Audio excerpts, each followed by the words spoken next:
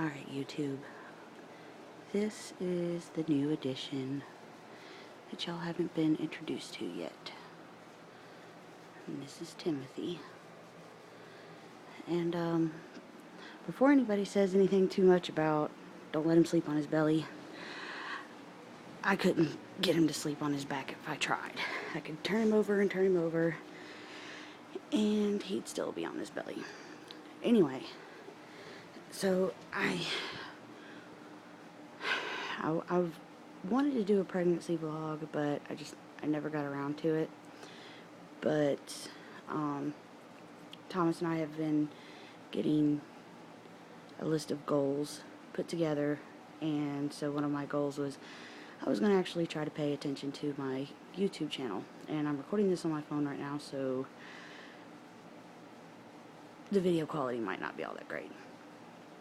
Anyway, so I wanted to go over in this video not necessarily my birth story with Timothy, but my fight or struggle or journey, whatever you want to call it, to a VBAC. VBAC is a vaginal birth after cesarean. Now, Lizzie and Marley, my two older ones, they were both C-sections. When I was pregnant with Lizzie, my pregnancy was pretty uneventful. Not really much had happened, except for towards the end. My blood pressure went up just a little bit, and I started retaining a lot of fluid. So my doctor put me on not strict bed rest, but took me out of work, told me to stay off my feet and whatnot, drink plenty of water. And so I had been out for a week, and then I had my 36-week appointment, which with this doctor was just an ultrasound. And so that day the doctor wasn't actually in the office. It was just the ultrasound tech. And so we went in, and the ultrasound lady did the ultrasound, and she said, well, your baby's so big I can't get accurate measurements with this machine, so I'm going to have to call another office and have them punch in the numbers so I can get an estimated weight. In the meantime, the nurse in the office went ahead and took my weight and blood pressure, and my blood pressure had gone up a little bit, and my weight had gone up 17 pounds in 1 week. So she sent me and Thomas out into the office, or out into the waiting room, while she called the doctor. Well, she comes back out and she says, well, the estimated weight on the baby is 10 pounds, and I've called your doctor, and go to the hospital, you're having a baby today. And I was like, what? So we get to the hospital, and it was a fiasco. The nurse got the catheter in the wrong hole to begin with, not to be graphic. And so that was kind of embarrassing. I don't know if the anesthesiologist, he was kind of an old guy, so I don't know if he was just old, or if I really was just that swollen that he couldn't really find the vertebrae right, but he couldn't get the epidural in. And they didn't even tell me that I was having a C-section until they said the anesthesiologist is coming in to do your epidural, and I was like, what are you talking about? I thought I was going to be induced. And she says, no, you're having a C-section. I was like, well, great, thanks, for letting me know. And so, informed consent did not happen.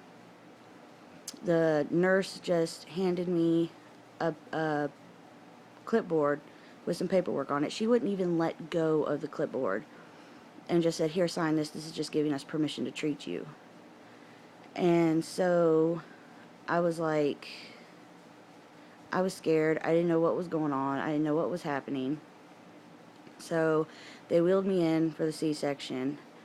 And I guess for some women it's not a big deal, but to me it was one of the most horrifying experiences ever. and because you're strapped down and it's cold, you barely get to see your baby, much less touch your baby. And then after the baby is born and you get to see him for just a minute, they whisk him off, and Thomas went, with the baby and everything, and I was there alone, nobody talking to me. I felt like I wasn't even there. And it was pretty hard on me emotionally. The recovery was horrible. I couldn't even stand up straight. The pain was just excruciating.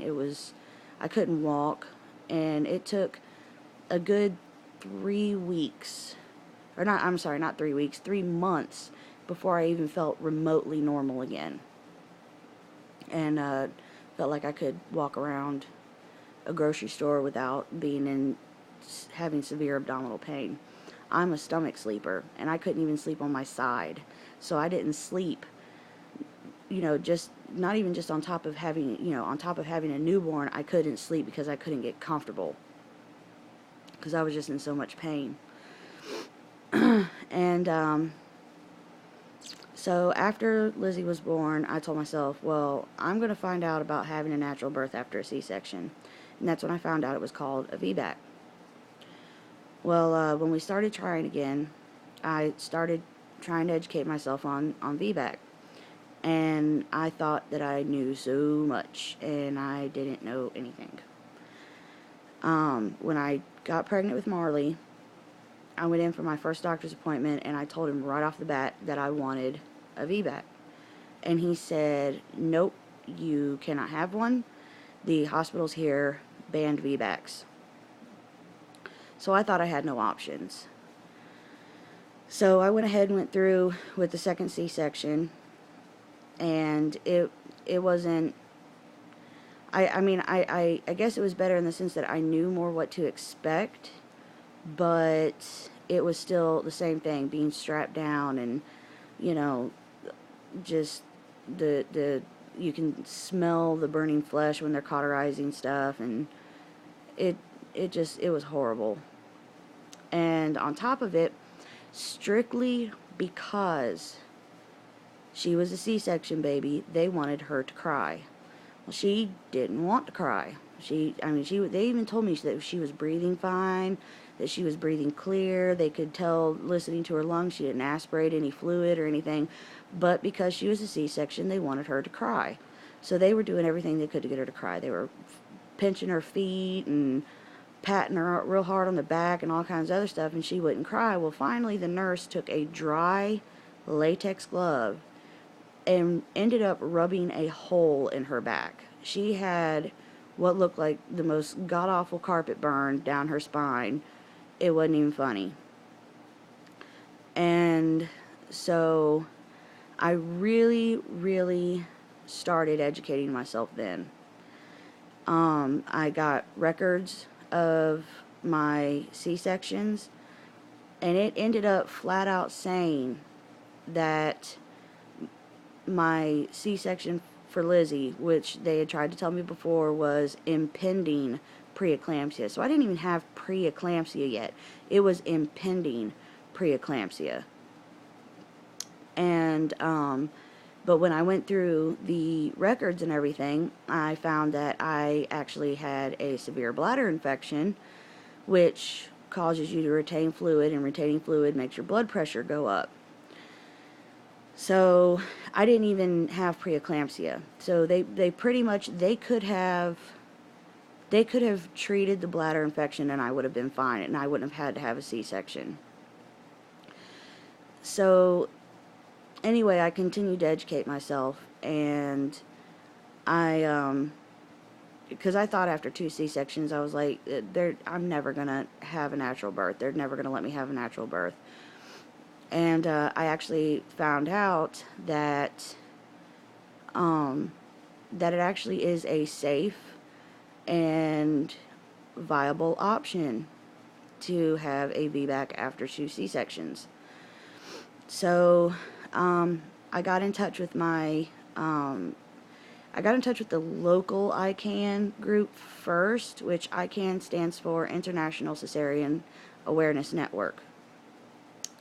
And then they directed me to the big city, which we live in Georgia, and the big city is in Atlanta. So I got with the Atlanta chapter because there were no doctors in my area that would allow a C-section after, or a vaginal birth after 2 C-sections. So I got in touch with the Atlanta ICANN, and they directed me to Dr. Tate, who is, he actually just recently, it was shortly after Timothy was born, he got a national award for patient care or something. I can't remember what it was, but it was some kind of national award for OBGYNs, and for him being such a good evidence-based doctor. And so when I found out I was pregnant with Timothy, he was the first person I called. And so his office is actually a 1.5 to 1.45 hour drive from where I live. And so I went every appointment, drove all the way to the Atlanta area, and so that's what I did, and it was worth it. I had a lot of support from Thomas. He definitely supported me after I sat down, because he was kind of weary about it at first, but after I sat down with him and I explained to him, I showed him the evidence, the facts, the what ACOG says, which is the Association or Colleagues or American Colleagues of Obstetrics and Gynecology. I think that's what it stands for. But anyway, their guidelines even say that women up to having had 2 C-sections should be given the option to have a VBAC or a trial of labor. And this doctor is amazing, and he's been the first doctor who, he doesn't treat you like a number. He treats you like a person, and that you are capable of thinking for yourself and making, good, educated decisions. Any questions you have, he answers them. And he actually has had 2 sets of VBAC triplets.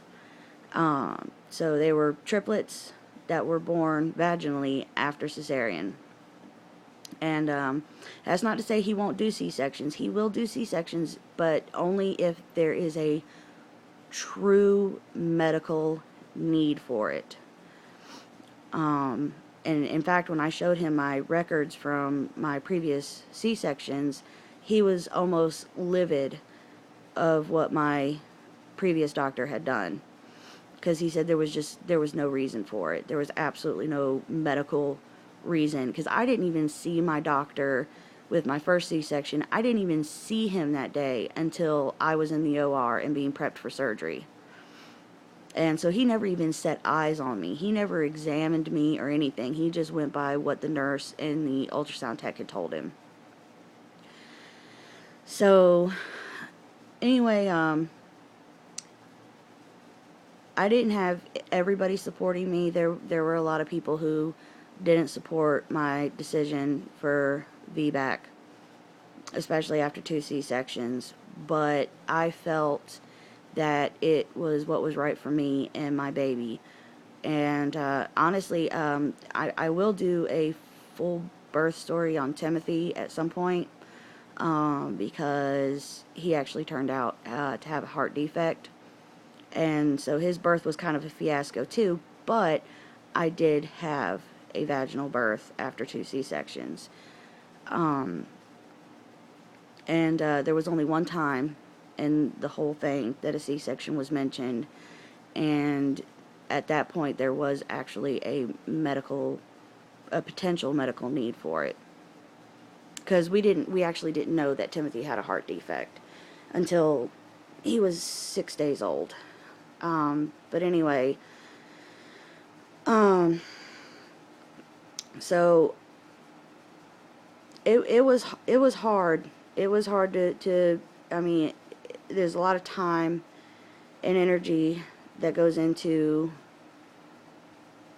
doing what you need to do to get what you feel is right.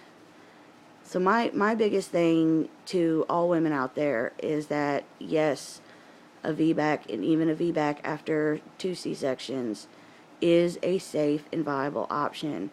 You need to educate yourself. If this is your first baby, I thought I knew everything. With my first pregnancy, I could tell you from the moment of conception all the way till the baby was born, the different levels of development and everything.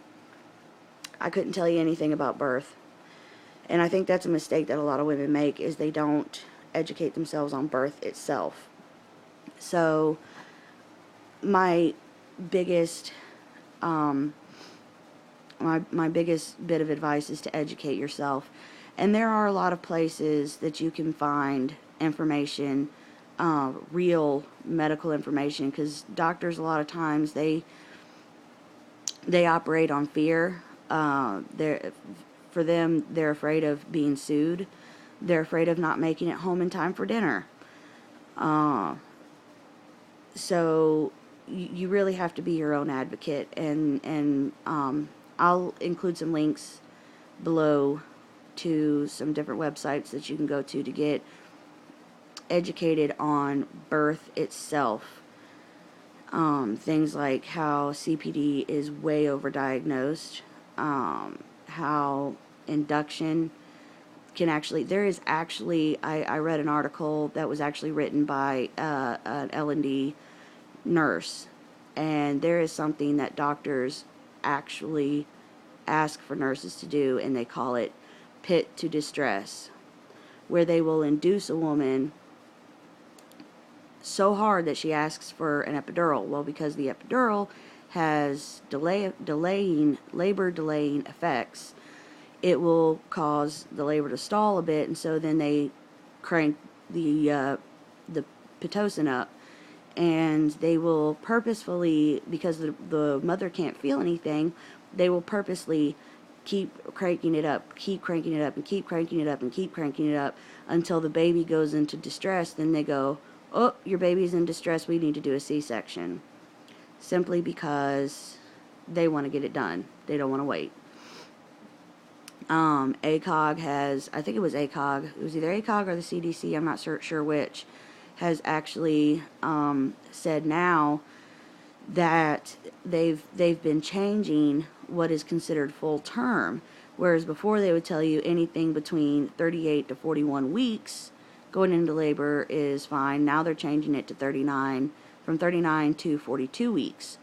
It's like, I went into labor naturally with Timothy at 40 weeks and 6 days. Or actually, I went into labor at 40 weeks and 5 days, because I was in labor for 36 hours. But anyway, there is so much information out there, but you got to know the right places to go. One would be going to ican.org, I believe it is. Another one is, if you're a VBAC mama, you can go to VBAC Facts. I think it's VBACFacts.org. I have to look it up. Like I said, I'll put links below. If you go to ICANN, they have a lot of really good information. Birth Without Fear, I think is one. I think that's what it's called. Is it there's Birth Without Fear, and then there's another one, Evidence-Based Birth. Some really great documentaries to watch are The Business of Being Born, Pregnant in America. I think there's one by Ina Mae Gaskin that's out. I don't remember what it's called. Like I said, I'll find links and put them in below. But educate yourself, and I am so glad that I fought to have my VBAC. I'm so glad the recovery was so much better. It was healing, emotionally healing. Even though they ended up using forceps, and I had, like, I don't know if it was a 3rd or 4th degree. It was a really bad tear anyway. I was in a lot of pain, but it was still, the recovery was so much easier and so much better than with the C-sections. I even ended up with retained placenta, but I'll go into all of that when I go over his birth story. But,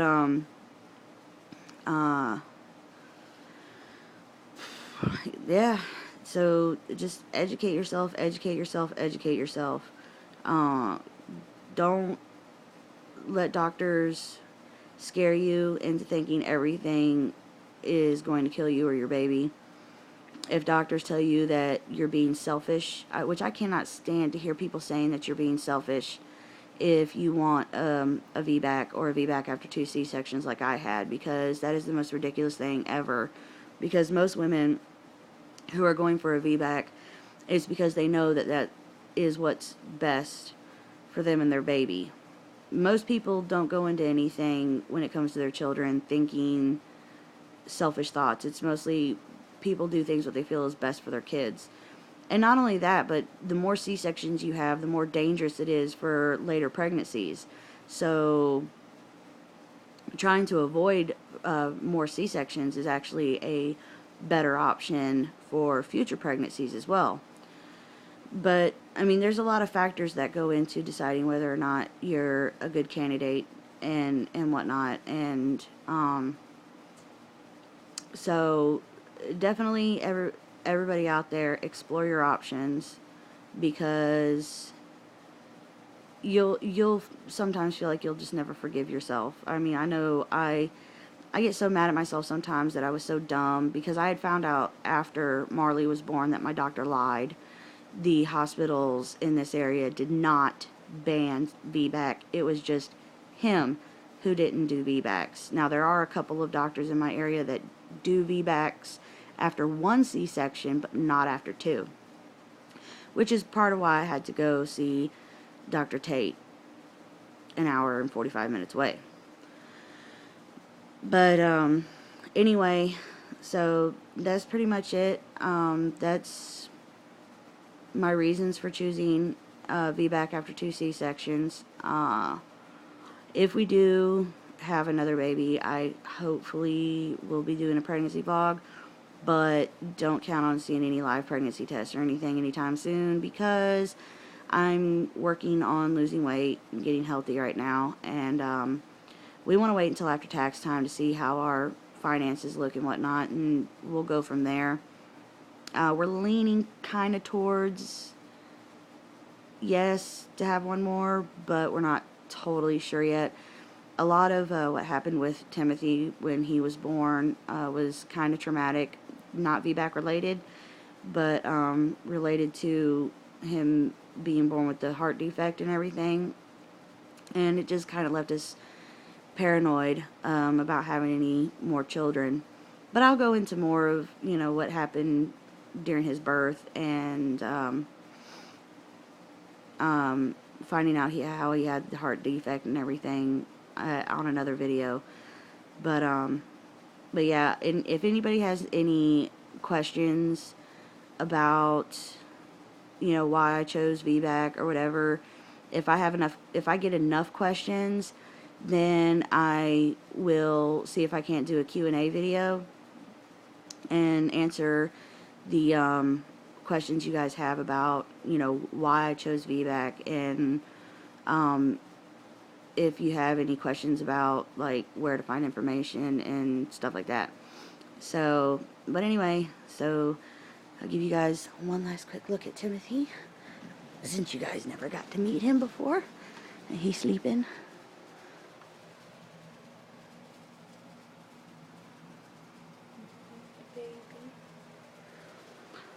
Alright, and we'll see y'all next time.